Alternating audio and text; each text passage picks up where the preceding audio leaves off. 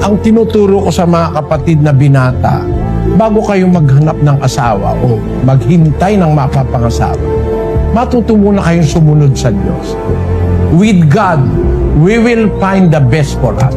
Without God, we might be mistaken. Yun ang dapat nating makita. Mabait na asawa galing sa Panginoon. Bakit? Ikaw kasi sa Panginoon ka rin eh.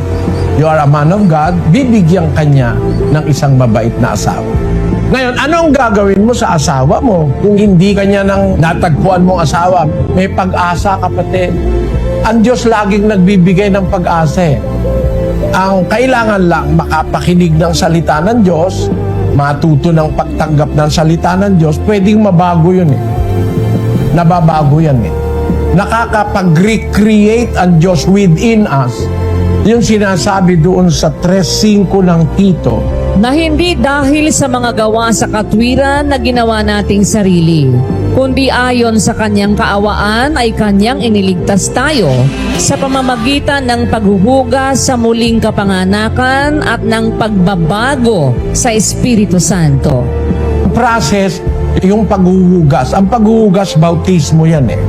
Matanggap ng tao ang tamang bautismo. Tapos yung pagbabago ng Espiritu. Pwedeng i-renovate ng Diyos ang ating katawan, ang ating isip.